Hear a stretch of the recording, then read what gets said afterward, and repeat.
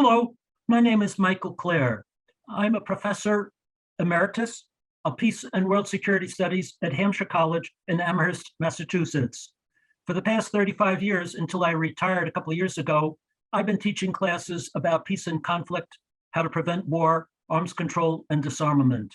For the beginning of my tenure at Hampshire College, my focus was on the nuclear arms race between the US and the Soviet Union, how to prevent a nuclear war.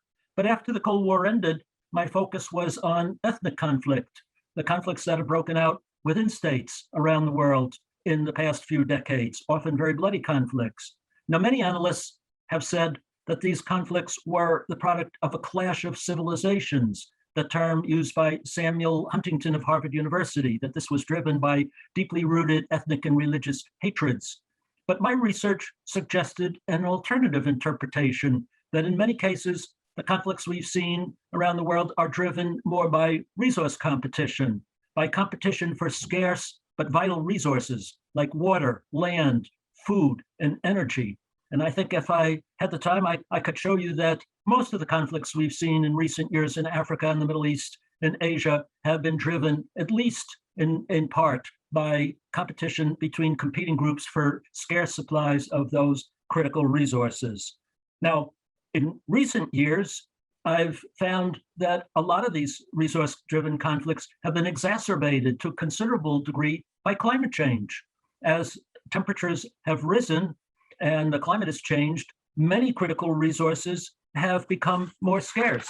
Water has dried up in many areas. Water supplies have become less available, less reliable.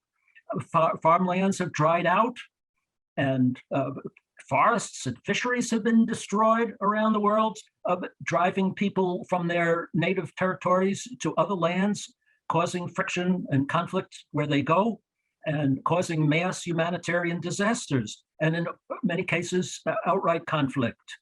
And I believe that as the planet continues to warm and the climate changes, we're likely to see more conflict as a consequence of these processes.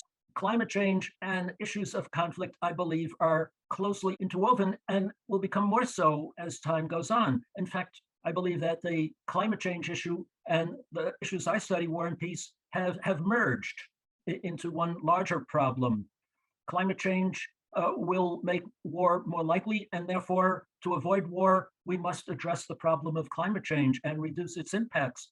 And by the same token, if we're to overcome the problem of climate change, we must have cooperation among all the nations of the world in developing practical solutions. For example, cooperation between the United States and China, the two leading emitters of carbon dioxide, is absolutely essential to achieve progress on climate change. And that means overlooking the differences that have multiplied between the two countries, or somehow managing to put those on one burner while working closely between the US and China on climate change. Just this past week, in mid-October, the Department of Defense and the National Intelligence Council and other US agencies have come out with reports saying exactly this, that climate change poses a severe threat to US national security, and therefore has to be a priority for the armed forces moving forward to overcome, as they would other threats to US national security.